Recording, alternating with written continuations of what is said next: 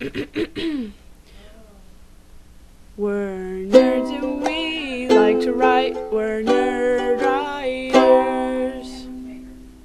Hello, Josie. It is Friday because I forgot to make a video yesterday. So I have been busy looking at scholarships because I was trying to get into school for the next semester, which would be the spring semester. But it turns out the school I want to get into is pretty full, so I'm going to have to wait until fall.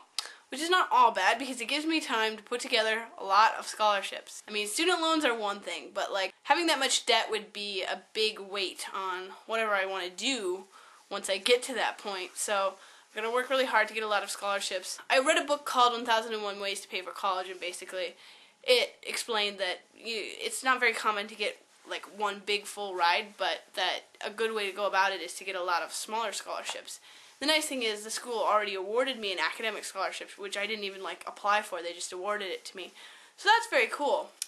But one thing I've been running into is like with the essays, they're always like, the essays seem very focused on like specific outcome, which is very understandable because, I mean, if you're paying for someone's education, you want to be able to say, okay, I'm giving them this money and they're going to do this and it's going to be good and they're going to like do, and it's just going to be like, whereas my perspective about college is more about, it is about growing as a person, but it's also about uniting all of these hobbies that I have under one heading in the hopes that I can do something with that. It's not like this cut and dry, I want to be a doctor so that I can cure cancer or help people who are in developing countries or something very specific like that. But I am very passionate about like what it means to be in college and to the learning aspect and to doing well. It's just I don't have like this specific cut and dry path yet, which I hope the scholarship board people understand. In other news, we finally got our Christmas tree. We actually got it last weekend, so I don't know why I'm saying finally, but when we went to get it, we were driving out there and I got out of the car and the snow on the road was like very well packed and it was kind of slippery, which I sometimes like to like slide down it, you know?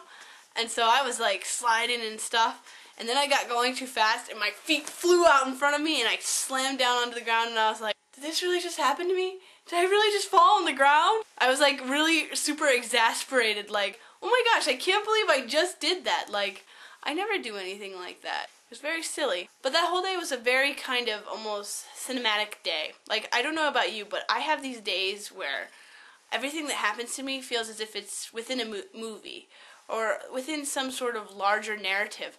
And like, I just kind of float and all these things happen and all these thoughts bloom around me.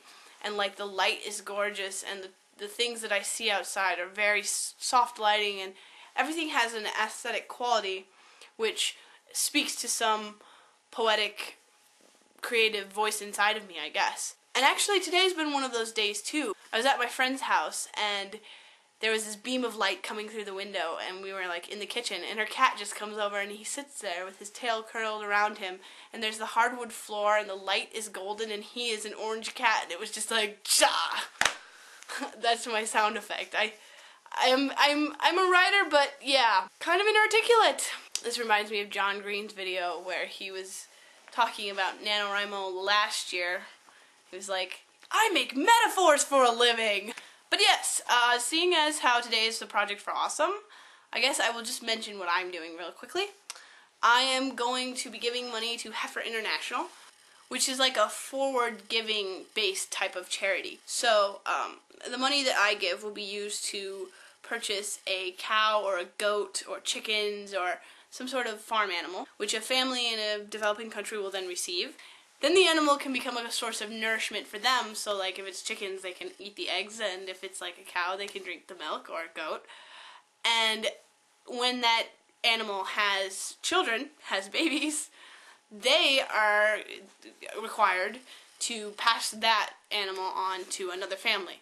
So it's very good because not only does it help the family build their own prosperity, it also helps them to pass that on to other people. So I will be giving to them. I have been saving up to give to the charity for Project for Awesome. So that is good. And I guess that's about it. So I will see you next week, Josie.